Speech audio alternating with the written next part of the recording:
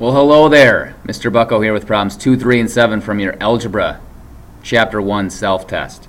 We got number 1 here. We're going to provide an example illustrating the commutative property of multiplication.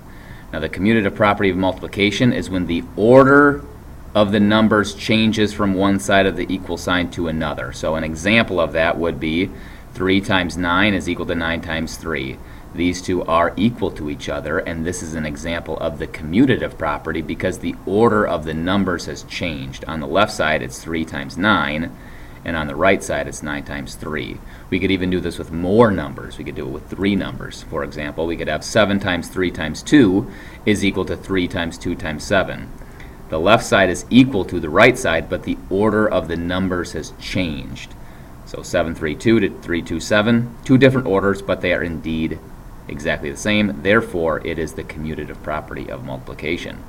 Next, we have the problem. We're going to rewrite the division problem as multiplication. We have 3x divided by 7y. We want to change this problem into multiplication. So we want to change that to multiplication. And we cannot just simply change it to multiplication. We have to do a little bit more mathematics than that. So I'm going to change it to a fraction because we know how to divide fractions. We know what the rule is to divide fractions. So you have 3x over 1 divided by 7y over 1, because to make any number a fraction, you put it over 1.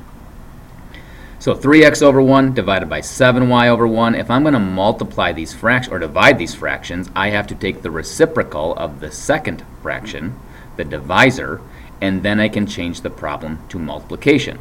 So this is what this would look like. 3x over 1 stays the same. I took the reciprocal of the second fraction, 1 over 7y, and now I can change the division to multiplication. And this can be cleaned up a little bit because 3x over 1 is just the same as 3x, so I can change that back to 3x, and therefore 3x times 1 over 7y is the same thing as 3x divided by 7y, written as a multiplication problem. Then we have 7a here, where we're going to consider the following expressions: m divided by 2, or m over 2 plus 3 halves. And expression 2 is 3 plus m divided by 4. So we're going to find a value for m that shows that the expressions are not equivalent. So we're just going to pick a value for m, anything. And they might be the same, and if they are, we'll pick another value, but we just want to find one value that shows that they are not equivalent. So I'm going to start by picking 9. I'm going to pick m to be 9. So this is the expression 1. The only difference is as I replaced the m with this 9 right here. And then if I'm going to add these two fractions together, 9 halves plus 3 halves, that is 12 halves. And 12 divided by 2, or 12 halves, is 6. So when m is 9, the expression 1 is 6.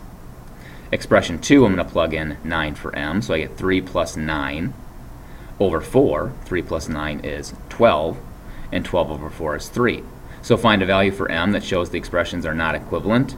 Well, when m is 9, expression 1 is 6, and when m is 9, expression 2 is 3, so therefore one possible answer here is m is equal to 9.